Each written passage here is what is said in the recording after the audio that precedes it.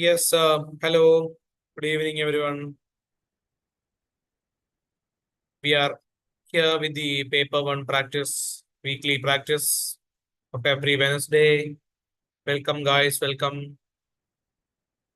Come fast. We can learn some paper one today. So we are having, we are having paper one topic today, teaching aptitude. So we can learn some teaching aptitude today.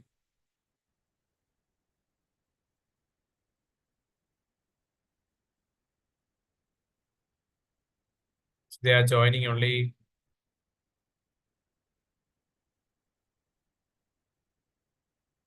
Yes, good evening, all. Good evening. Good evening. Yes, good evening.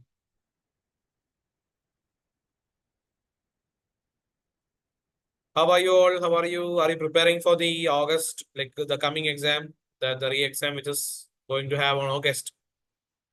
Are you preparing for that, everyone? I think you are.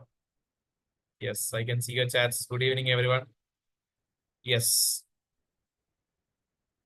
So better like should be a rigorous practice. Okay, you have also like you have learned a lot of things during the 6 months or 1 year things, and like this is a just a recap that you need. That's all. So don't waste time. Don't think that there is enough time you have. Like it's August, like just one more month you have for the exam. So just have a quick revision, and those which parts which are not covered, and like you have the as I told you in the last live session, you have already had a mock OMR exam, right?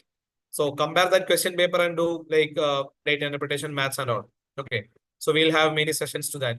I'm fine. Very good. Thank you. So can we start today's session? Yeah, we'll go to that. Today, what we have is teaching aptitude. And do you know, in the case of teaching aptitude, also we had many questions, like from 5 questions of out of 50 we had for the OMR exam too. And out of that, we had 2 questions from Swayam. Okay, 2 questions from Swayam. So that is what that is where the part lies. Like, so if you have studied the Swayam part, you could have answered 2 questions easily in that. So that is a part in teaching aptitude. So like we will start with the question. I think you are very ready to give the answers also. Everyone, good evening. Good evening. Yeah, I can see your chats. Okay, fine. Now going with the first question. Read the question I told you regarding with the teaching aptitude part. You should read the questions twice or thrice. So by reading the question, you can directly get to the options, because like it is not a toughest options what you have. It's not about the tough options or tougher options what you have. You should read the question, like what it is meant by the question. Then go to the options. That will be very, very comfortable with you. Okay. First question. Now what we have. Very simple question. It's a very simple part where you have very simple one. Which type of evaluation is more suitable at the early stage of development of the program? Okay. At the early stage of the development, you have a certain sort of evaluation you have, types of evaluation you have. And so what sort of evaluation is good or more suitable at the early stage of development of the program? So I need the answer. Yes, you can chat on the chat box.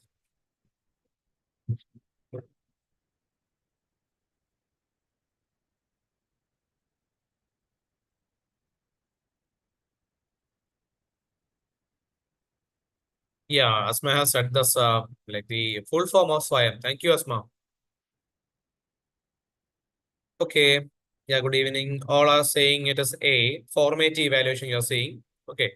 You don't have doubt with the, you don't have to be, have a doubt of, about the summative evaluation or computer-based evaluation or interim assessment. Interim assessment, by the word meaning or by the word, you can get the meaning of that. Okay. The assessment which are given in the, in the due course. Okay. And that is the thing, like we have a name for that. That is what formative evaluation what we have. Don't confuse it with interim assessment. That we don't have a type of evaluation named the interim assessment. So it is which type of evaluation. That is what told you. Read the question twice or thrice. They asked which type of evaluation. You should only look for the type of evaluation. Clear. So formative, summative, you have computer-based evaluation. Okay, fine, finished. Clear? So the type of evaluation is that basically you stop with formative and summative. Think of what is being said in the question. So it is formative evaluation only. You have the answer formative evaluation. Well and good. The answers. Good going, guys. Formative evaluation. Very great. The second one.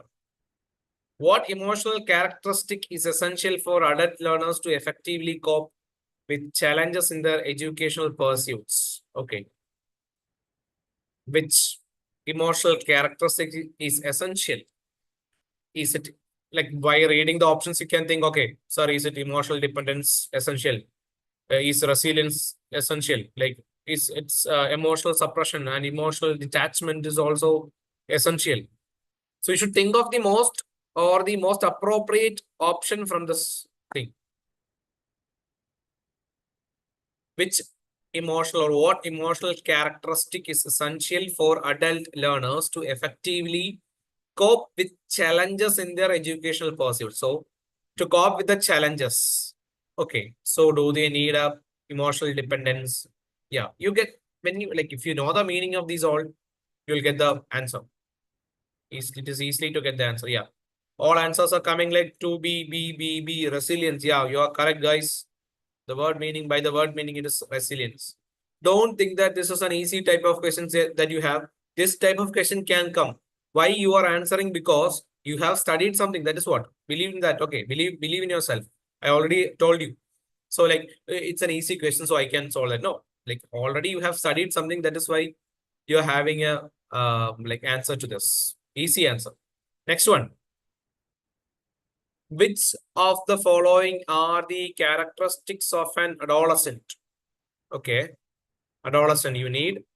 The option A goes for increasing independence from adult control, rapid physiological changes. Fine. Okay. So B, I think you can lock easily. Emotionally matured. Are they? Acts rationally. Hmm. Yeah, just think of your adolescent age. Like what happened in your adolescent period. Increase the focus on activities with the peer groups. Yeah. You can lock option E2, right? Basically, you will be focusing on the activities with the peer groups. So just think of the adolescent group or adolescent period of yours and then check off the options. Is it increasing independence from adult control? Independence from adult control. Okay, that means you're getting free from the adult control. Is it like that? You're going for D. That means, yeah, you're going for some, all the answers are going for like D or 4. That means 4. I gave the options as 1, 2, 3, 4 because the options are the question is given in A, B, C, D, right? That's what. You're going with all 4, right? All 4 you're going with. Fine. That is a great answer. We'll check the option now. It's your answer correct. A, B, E. They are not emotionally matured, I think. Okay. Emotionally matured.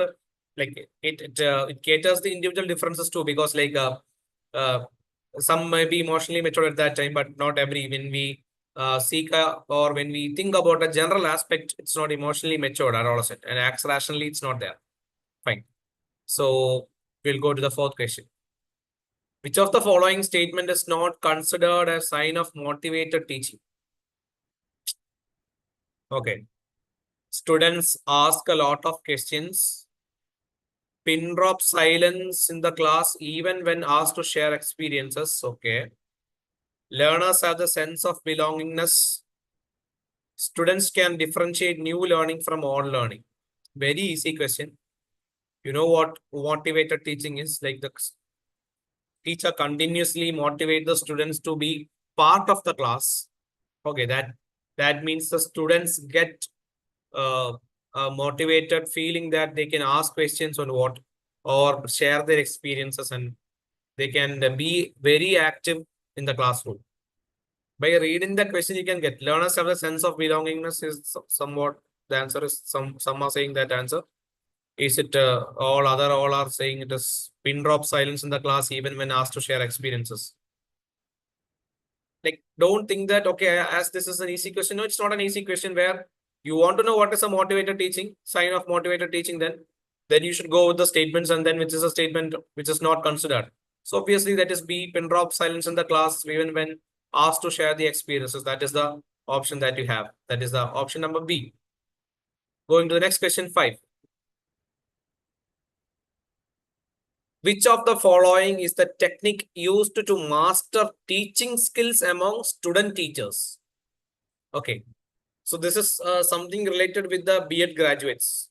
That's also in the like part of teaching aptitude, where which is the technique used to master teaching skills. That means for a student teacher. Okay, that's a student teacher means a student which is or a B.Ed graduate that is teaching the school students. Like if you are studying B.Ed, if you are doing B.Ed, you will be called as a student teacher. That is what a student teacher called. Student teacher means. So, which tactic is used to master the teaching skills of these student teachers? Is it observation? Is it tutoring? Is it micro teaching? Is it Keller plan? Some these two words will be new for you, new to you. That is C and D. Is it observation? Yeah, everyone's answer is observation. Some can I see some? Yeah, Shaila, it's C. They are saying Sandana is saying C. Okay. Why did I got C? Because the answer is C. It's micro teaching only. Okay. Through observation, you cannot master the teaching skills. Fine. Just observe it only. Tutoring also you cannot master. Do you know what is a micro teaching? These are like a teaching of a small group in a small amount of time in a small topic. Clear? Maybe you will take a small topic and you will teach a small group of 5 or 6, maybe near to 10, maximum of 10 students. And in a short duration, that means 5 to 6 minutes of teaching. And this happens like the student teacher will plan, teach, and then they will get the feedback. And then if they want to improve in some area, and then again they will replan, reteach, and the cycle continues. And I will show you that it is like that. Clear? Plan, teach, feedback. Can you see that? Replan, reteach, re-feedback. It goes on. It's a cycle, continuous process where like at the where you attain the mastery in that skill or a teaching skill you have. For example, in a micro teaching, you will focus only on the specific skill. For example, questioning skill. So only you will for 5 to 6 minutes, you will have only that skill. You will have only that practice onto that skill, that student teacher. So that is what is meant by micro teaching. So remember that, okay? So this is a cyclic process where plan, teach, feedback, again replan, reteach, re-feedback. This is a process or a teaching process where the student teacher is teaching the students, a small group of students, maximum of 10 numbers, and in a short duration of 5 to 6 minutes with the specified skills. Keller plan, it is a individualized or a like personalized plan where we have a person-to-person interaction and an individualized the instruction for the learners. That means individualized the teaching methods that we have. That's called a Keller plan. Okay, that is the two words that you are new to. I think you got the idea. Clear? So, if you want to master, if you want to a technique which is used to master a teaching skill, that is micro teaching. Clear? Fine. We can go with the next question. Which of the following statements describe Piaget and Vygotsky's views on language and thoughts correctly? Yeah, Piaget and Vygotsky, we know that learning theories developed by Piaget and Vygotsky. So you want to know better, you want to have a better idea of Piaget's and Vygotsky's learning theories, and then go to the options. According to Piaget, thought emerges first, and according to Vygotsky, language has a profound effect on thought. According to Vygotsky, thought emerges first, and according to Piaget, language has a profound effect on thought. So who gave an importance to language? That should be in your mind. And who gave importance to the thought process? That is the main options that you have there. Both view thought as emerging from the child's language. Both view language as emerging from the child's thought. No, it was not like that. Like Vygotsky had a different approach, and also Piaget had a different approach. It's a D that you have for sixth question. Answer, please. You have A. Some A's are coming. Yes. Again, A. Yeah, I can see the options there. Good going, guys. You are reading the question only? Yeah, fine.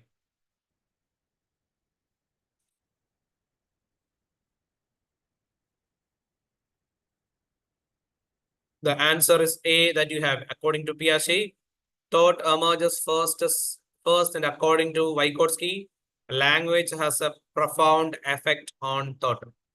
That's it. So that is it. So Piaget like had a concept on thought emerges first, like, and language was a concept by Vygotsky. Clear. There we had the ZPD and all. Yeah, that's correct. Now, yeah, we have Swayam Prabha. So, guys, you have to have a better idea for Swayam and Swayam Prabha. I have included a lot of questions here now, and I will give you an insight of Swayam and Swayam Prabha. No worries, but you should study a detail into Swayam and Swayam Prabha, because they had already two questions from the part. And when you check the PYQs, you can see Swayam questions are there. Okay, one or two questions are there. So you can get a sure question from Swayam or Swayam Prabha part. So please study that. Which satellite is used in Swayam Prabha? It's very easy answer that you can give. Is it QuickBird, GSAT 15, Landsat TM, Cartosat? You can go with the familiar name that you have. That means which is used for the educational purpose. Yeah, great. The satellite which is used for the educational purpose, you can go with the easy name. That is option B that we have, GSAT 15. So, what is Swayam Prabha? Swayam Prabha is a group of 40 DTH channels devoted to telecasting high quality. You know, that like you want to study some of the names of the channels too. So remember that we had PYQs on that channel name also. Okay, which channel is discussing this subject and all. So Swayam Prabha is a group of 40 DTH channels devoted to telecasting high quality educational programs on 24/7 basis using the GSAT 15 satellite. You know, obviously it is a MOOC platform, that is massive open online course platform. It was launched by MHRD, now the Ministry of Education, under the Digital India Initiative, you know, DII, Digital India Initiative, and also you have a Diksha of Digital India Initiative to cover web courses, all advanced education, high school and skills sector courses. That's what Swayam Prabha. Remember that Swayam Prabha is like a DTH channels telecast using the GSAT satellite. Fine. The next one. Yeah, again a question from Swayam and Swayam Prabha. How does Swayam differ from Swayam Prabha in terms of content delivery? So, you want to read the options. Swayam offers live interactive sessions, while Swayam Prabha broadcasts pre-recorded content. Okay. Swayam focuses on higher education, while Swayam Prabha caters to school level education. Fine. Swayam is accessible only through the internet, while Swayam Prabha uses satellite television channel. So, if you have concentrated on the last question, you can answer this question very easily. Swayam provides courses in multiple languages, while Swayam Prabha is available only in English. By hearing the, like, when you see the correct option and when you listen to the other options, you will think that the options were made by me, right? Like such a stupid options that you have. Okay. So, like, if you have listened to the last question, seventh question, you will easily get the answer. Yeah, I can see that answers are coming up right now. Very good. You have listened. Okay, you have studied something. Swayam and Swayam Prabha. Very good, very good.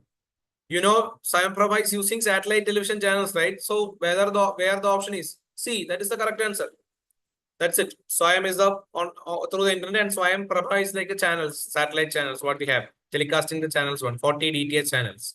Great going, guys. Good, good. Yeah. As per NEP 2020, which of the following organizations has been tasked with developing the adult educator framework? Who is in charge of that? Is it NCT, NCRT, MHRD, NIEPA? Which is in charge of this adult educator framework? NEP 2020 is an important part where we will have a question. We will have a sure question. So you should have an idea of NEP 2020. So who is being in the task of developing the adult educator framework? In the last part, we discussed about the national curriculum framework and all. I think you remember that. That was also a part of higher education too. So in the teaching part also, you can have this NEP 2020. Is it NCRT? It's MHRD, some like different options are coming, right? It's a NCERT only, okay, guys. It's National Council of Educational Research and Training. You have NCERT. Yes.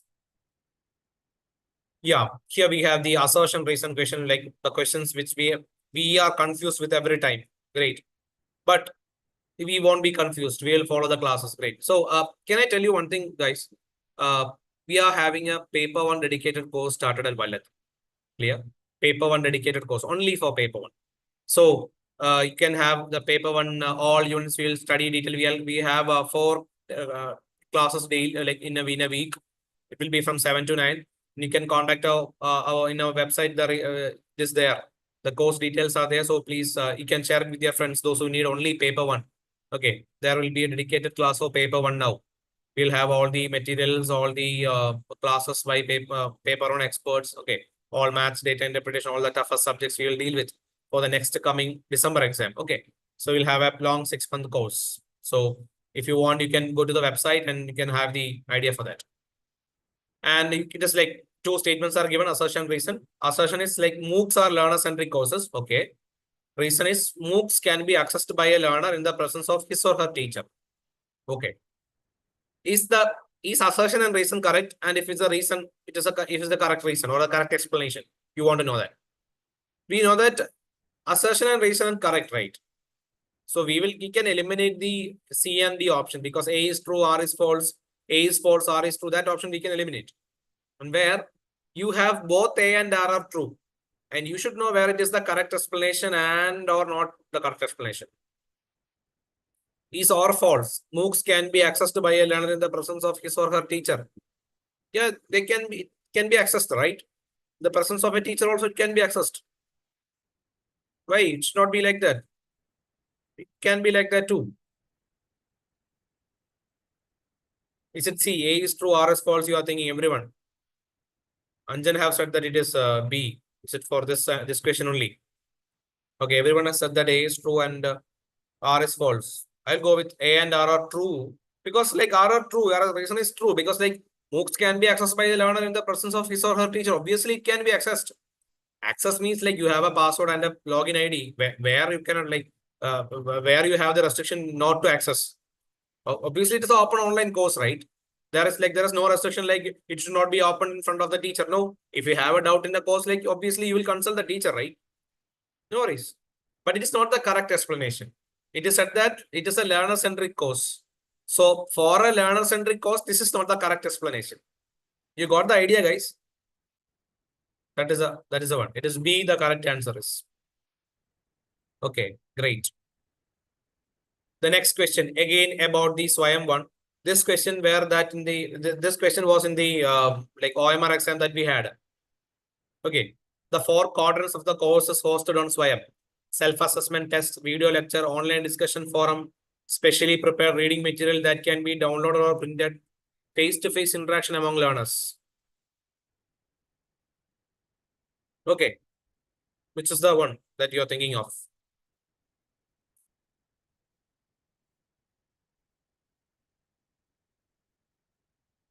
I can eliminate E easily.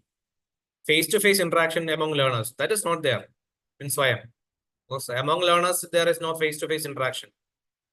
Okay, it's a open online massive course, right? It's 11B, you are saying A, B, C, and D. A, B, C, and D. Yeah, great. Your answers are correct, guys. It's A, B, C, and D only. So you have analyzed the question paper. Very good. Very good. Very good. That is a good going. So study. Don't waste the time. Study. That's it. Next question. This was also a preview. Like why I added this PYQs because like had to have an idea of how the questions are coming and all. That's what. Identify the correct sequence of the cycle of self-regulated learning. Self-regulated learning. So self-regulated learning, like if you're hearing it for the first time, what do you mean by self-regulated learning? Like we have a motive that we should study and like we will regulate and we will have a what sort of things to study and all. So what is the first thing should be the from those options, the first thing will be the analyzing of the task E. So those with the option E is only one option that you have 3, right?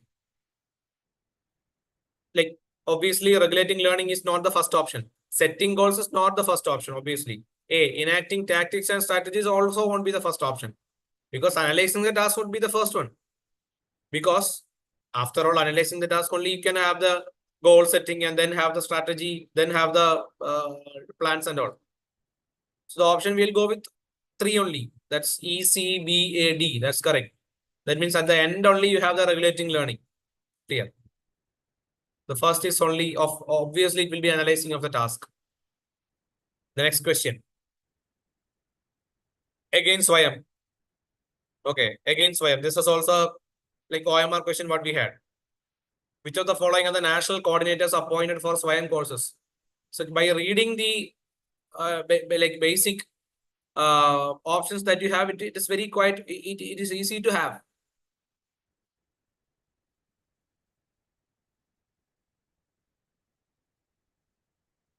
Indian Institute of Management, Bangalore, National Program and Technology Enhanced Learning, National Institute of Open Schooling, Block Institute of Teacher Education. So Swayam, there is nothing to do with Block Institute of Teacher Education, right? So 1, 2, 3, 4, which is the answer? Consortium for Educational Communication.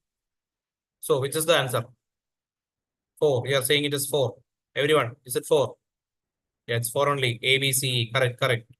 You know, nothing to do with like Block Institute of Teacher Education. Block Institute of Teacher Education have nothing to do with it. Open schooling, technology, all comes in Swayam, right? So you can relate with the options. That's all.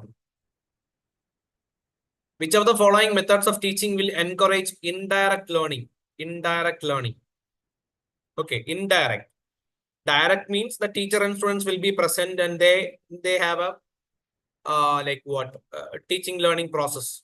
Indirect means maybe like of a student will be alone there, or students, a group of students will be alone and they will be learning by their own. That is what indirect learning means. So in which of the options or which of the methods of teaching encourages the indirect learning part? Is it lecturing with examples? Is it team teaching? Is it demonstration on a subject? Is it collaborative projects? You have D as the answer, everyone? Yeah. You read the question very nicely. That's what. You understood the question in a very different manner. That's what. The answer is collaborative projects. The answer is correct only. Great. Good going. I believe I can solve this problem, Balu declared. I have successfully tackled similar problems in the past. Balu is demonstrating which of the following. Okay. So this sort of question came in the last OMR exam. It was something related with the literature part, like or something like that. What the question was. This is another sort of question. Same thing. Is it high self-esteem, high levels of empathy? No, never. High self-efficacy, low self-efficacy. You will have doubt with A and C. But if you have the things like, if it is like already some have done this and if they have achieved that, obviously they are talking about their self-efficacy. Clear? Because Balu is saying that I believe I can solve this problem. Why? Because Balu have tackled the similar problems in the past. Clear? So that is why Balu is saying that. So he has that self-efficacy. That is high self-efficacy. Okay. The option goes with high self-efficacy. Clear? That is what? That is what we have, high self-efficacy. Don't have a confusion with high levels of empathy is not there. Empathy is not like it's not empathy, but even something other. Low self-efficacy is also you can eliminate because it's not low self-efficacy. High self-esteem and high self-efficacy you can have a doubt. So where I told you that like if a person have a similar experience in the past and they are analyzing that, and if they have a motivation from that, that is self-efficacy. Clear? That is what. So that's the end of the session what we have today. We have come to the end. Thank you. I think this was a useful session for you guys. You have like less than, you have 1 month in your hand. Study well. We'll have more sessions on paper 1. And like for the next exam, if you're preparing for the December exam also, we have the paper on dedicated course starting in Wallet. So you can contact the office people and also the website you can check for if you need that. Okay. So have a great day. Like you can Now take rest for some time if you have studied all the day, and start a fresh day tomorrow. Study well. Paper one doubts or paper one queries you can have. Like we have the YouTube live sessions. Like it was a 20-second session today. Okay, we had many sessions previously, and we'll be having continuous sessions in the coming weeks also. So I think it was useful. You can share the videos to your friends also.